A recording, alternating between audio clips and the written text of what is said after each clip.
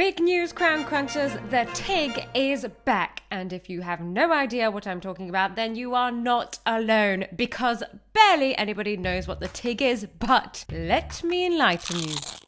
Really just about an inspired lifestyle. It's my baby.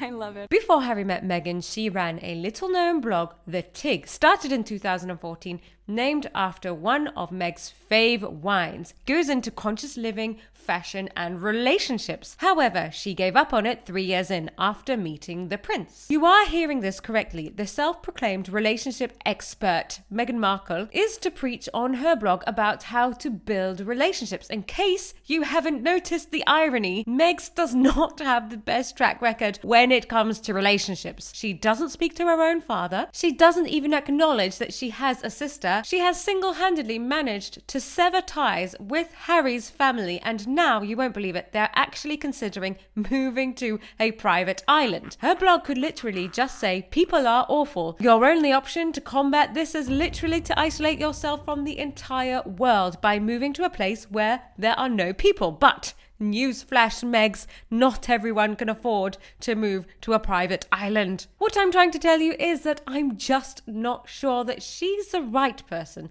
to be taking relationship advice from. Then there's the fashion aspect, but as we know, designers are running in the other direction when they see her. She was not invited to Valentino's prestigious pre-Oscar show, which indeed is making a statement. Dior have dropped the classic black lady dye bag after sales plummeted following her wearing it. It seems like everything she touches turns to mold. She will struggle enormously to solicit brand deals and find people that are willing to work with her. We also know that Tig Notary, the comedian and actress, was not happy with the name of Meghan's blog, as it notably was the same as her name. So this may reignite this Tig versus Tig battle. And lastly, it has been speculated that if the Tig gets off the ground and does well, it will be the end of Meghan and Harry's marriage. Many of you out there seem to think that Meghan is somewhat of a social climber. Since meeting Harry, she was blasted to the top of the global social hierarchy. But unfortunately, their public whinge fest has seen their popularity plummet. So will the social climber Meghan now jump off a sinking ship? Harry has been sucked dry of secret royal information, and Meghan has sealed her future financial fortune since having 2 kids with one of the richest people in the planet. The theory here is that she doesn't need him anymore. He has been used, bruised, and is now ready to be thrown away. How many years do you give the married couple? Things have been heating up in the comments. Let's get to it.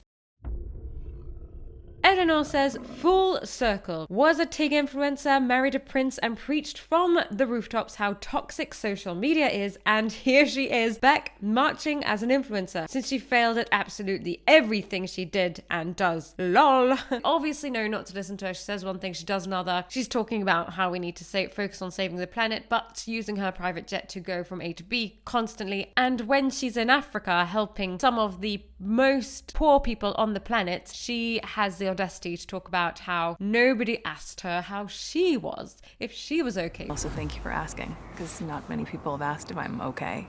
Because you're in blinking Africa around actual people who really need help. Della says, OMG, yes, I absolutely want her fashion expertise. Not.